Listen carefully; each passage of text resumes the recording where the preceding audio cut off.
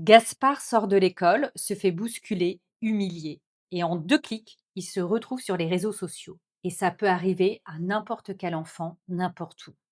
Bienvenue dans La maternité dans tous ses états, une collection de la parole et d'or avec Clémence Turpin, sophrologue spécialisée en périnatalité. Nous allons plonger au cœur du harcèlement au collège et au lycée, là où il change de visage avec le téléphone, les SMS, WhatsApp et les réseaux sociaux.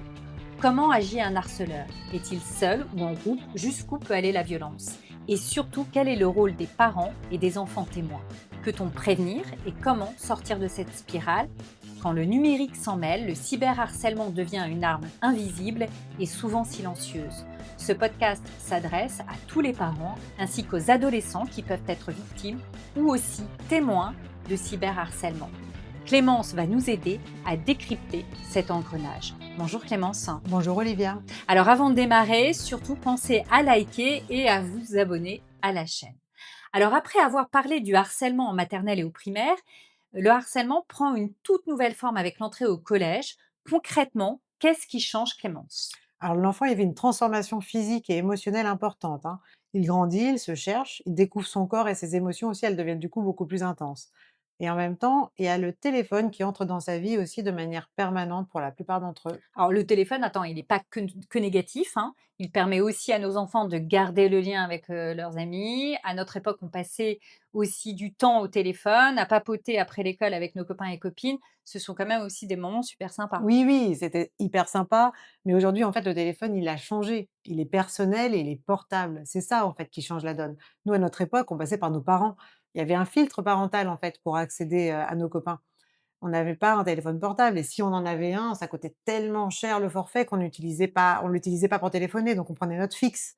Aujourd'hui, le fixe, ça existe plus, donc il y a plus de limite parce que nos forfaits, téléphoniques, sur nos portables, ils sont illimités. Oui, donc dans ce que j'entends et qui me semble essentiel en tant que parent, c'est cette notion de limite. On a des forfaits illimités, connectés au réseau, et donc pour un harceleur, il n'y a plus de restrictions, plus de limites, et le téléphone peut donc devenir une arme majeure. Oui, enfin, les parents, en fait, ils perdent la main, en fait, sur les actions de leur enfant via le téléphone. Parce qu'en plus des SMS là, illimités dont on parle, les téléphones, c'est aussi des micro-ordinateurs portables avec l'accès à internet, donc l'accès aux réseaux sociaux et toutes les dérives que l'on connaît et les dégâts que ça engendre. Comment ça devient du cyberharcèlement? Comment tu l'expliquerais à un parent de notre génération qui a un enfant qui rentre au collège, ce qu'est concrètement le cyberharcèlement? Personnellement, c'est un truc que j'ai découvert avec toi, dont tu m'as parlé quand ma fille est rentrée au collège, et j'aimerais bien que tu racontes à nos auditeurs ce que tu m'avais expliqué à l'époque. Bien sûr, bah, en fait, déjà, tout ce qu'on a vu sur l'épisode précédent, ça va s'appliquer, hein, au collège et au lycée. Bien sûr, hein, on ne va pas revenir sur les premiers signaux, appelés signaux faibles. On en a beaucoup parlé dans l'épisode précédent. Mais là, on va faire vraiment, tu vois, un focus sur le harcèlement via les réseaux, donc ce qu'on appelle en fait le cyberharcèlement. Alors ça peut commencer déjà très simplement. Bah, déjà prenons les groupes WhatsApp, tu sais, de la classe. Un Mm. enfant qui a tendance déjà, par exemple, à être la cible de moqueries de deux, trois enfants dans sa classe, eh bien là, il va se retrouver au cœur de ce groupe WhatsApp avec toute la classe qui est intégrée à ce groupe, avec du coup ces moqueries qui vont le dévaloriser. Et là, c'est une dévalorisation, du coup, cette fois-ci, qui est devant tout le monde. Et on peut imaginer qu'il ne racontera pas ça à ses parents, de peur qu'on lui installe un contrôle parental plus important, ou que les parents le suppriment aussi de WhatsApp. Et ça, c'est le premier souci parce que en fait, ça peut aller beaucoup plus loin, parce que ces moqueries, en fait, elles peuvent s'étendre très rapidement aux réseaux sociaux comme Instagram ou TikTok. Ouais, alors attends, parce que alors là, tu vas beaucoup trop vite. Comment un jeune qui est moqué en classe ou sur WhatsApp se retrouve tout d'un coup sur TikTok? Alors, on va monter d'un cran, Olivia, dans le cyberharcèlement. Imagine, cet ado-là, du coup, il est sujet aux moqueries, il sort du collège ou du lycée, il rentre chez lui, du coup, avec les copains de sa classe. Tout d'un coup, tu en as un qui va le pousser, l'autre, il le fait tomber, hop, un Mmh. croche-patte, une injure et tu en as un autre, en fait, qui est en train de filmer toute la scène. Ouais, OK, je comprends. En fait, ça se passe super vite. C'est ça et là, c'est pas terminé, hein, parce qu'en fait, en 2 secondes, la vidéo est envoyée sur les réseaux, les groupes WhatsApp et ça, c'est l'enfer qui commence, en fait. L'enfant, il est confronté à la vidéo chez lui, à l'école, non-stop, humiliation en boucle. L'ado, donc, il peut vivre ça, j'imagine, hein, de façon totalement isolée, en n'osant jamais en parler à ses parents. Et d'ailleurs, ça me fait penser, il y a un parent d'école qui m'a raconté cet après-midi, là, juste avant d'enregistrer ce podcast, que sa fille de 17 ans sort du lycée avec un copain qui lui dit: «Regarde ce que je vais faire et filme avec ton téléphone». La fille donc sort son téléphone et filme. Le jeune se bagarre et met à terre un lycéen avec qui il était, en désaccord. Tout ça se passe en quelques secondes et il prend le téléphone de la jeune fille et s'envoie la vidéo. Bref, 8 jours après, son père découvre qu'elle est convoquée au commissariat. L'histoire est toujours en cours, mais tu vois, ça montre la proportion et les dégâts que ça cause. Et ça n'est pas une histoire isolée. Les proviseurs des collèges sont confrontés régulièrement à ce genre d'histoire. Oui, cette histoire, en plus, elle reflète totalement la rapidité d'action qui existe avec les téléphones portables, l'ampleur qu'une vidéo aussi, elle peut prendre, en fait, en quelques secondes. Ça illustre aussi le côté isolé parce qu'en fait, dans ton histoire, eh ben, ce père, il découvre ça en voyant la convocation de sa fille. Donc bon et ce que je voulais aussi ajouter au fait, en plus, c'est que par-dessus, le montage vidéo, il est simplifié avec les IA. Donc en fait, un jeune harceleur, avec son petit film, il peut générer des vidéos obscènes et là, on rentre même dans une autre étape. Et tu me disais aussi qu'ils peuvent mettre le visage du jeune sur une scène pornographique. Donc, on rappelle, hein, qu'il y a le numéro 3018, hein, qui est le numéro national pour les jeunes victimes, hein, de violences numériques et aussi pour leurs parents. Et en 20 minutes, ils peuvent de façon anonyme supprimer la vidéo mise en ligne. Donc, c'est un numéro à donner à son adolescent. Comment déceler que notre ado vit cette torture? Alors c'est difficile parce que quand un ado va mal, on va mettre ça sur le compte de l'adolescence. Donc il va se renfermer, il parle moins et puis ils veulent en plus leur autonomie. Donc on doit réellement garder en fait un lien et le préserver, hein, avec son ado. Il suffit juste de passer 30 minutes par semaine. C'est un moment juste avec lui, partager sans jugement tout ce qu'il aime et plus on va partager avec lui et plus il aura confiance et partagera avec nous. OK. Donc créer du lien avec, son ado, c'est partager des moments, avec lui, ça passe déjà par là. Et s'il est victime de harcèlement, quel est, tu vois, hop, le réflexe à avoir tout de suite? OK, le 30-18, mais est-ce qu'il y a autre chose? Alors oui, il y a, prendre des captures d'écran. Parce qu'en fait, certains réseaux permettent la diffusion limitée d'une vidéo et donc les captures d'écran, elles vont permettre de garder des preuves.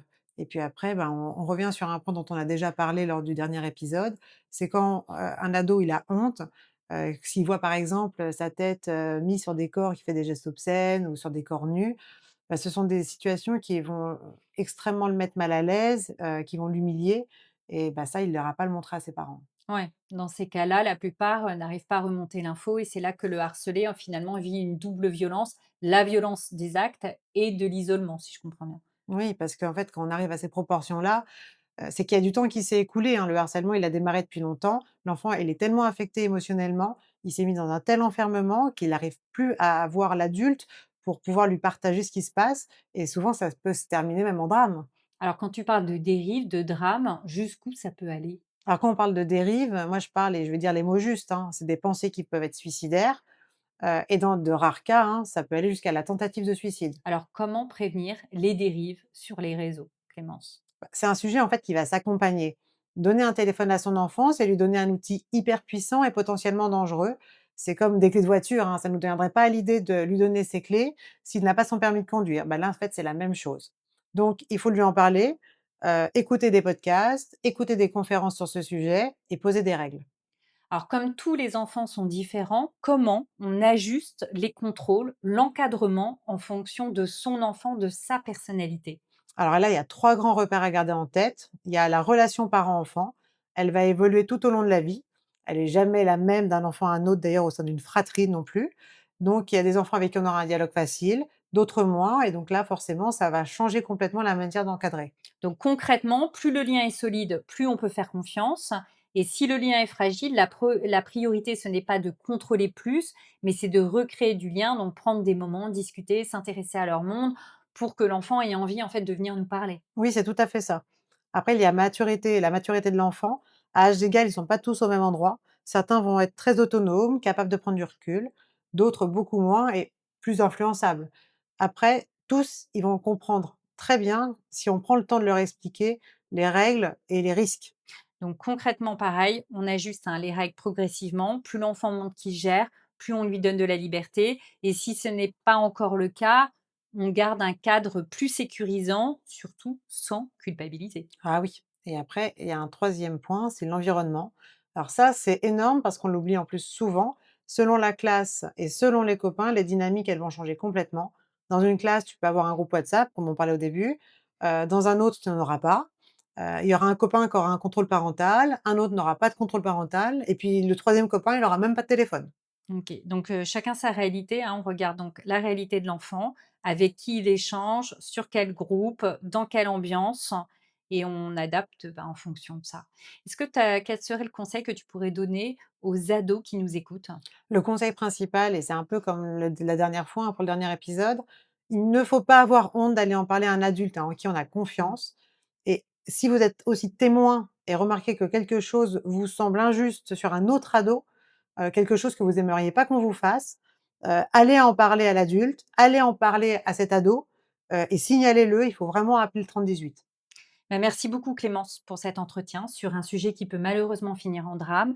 Donc merci pour tous tes précieux conseils de prévention. Allez, on y va. Le récap de l'épisode. Le 30-18, ils peuvent agir très concrètement. Si une photo ou une vidéo circule, ils peuvent bloquer ou faire retirer le contenu très rapidement. Si vous êtes un ado témoin, surtout ne laissez pas seul l'autre et faites remonter aux adultes. Parlez, expliquez les risques, écoutez, créez un lien de confiance avec son enfant, mettre des limites aux accès sans culpabiliser et bien sûr écouter ce podcast avec votre ado pour ouvrir la discussion avec lui sur ce sujet. Merci beaucoup Clémence, à très bientôt. Ciao. Ciao Olivia. C'était un podcast de la collection La Parole est d'or. Nous vous invitons à liker, vous abonner à la chaîne et à nous laisser vos commentaires. À très bientôt pour un prochain épisode.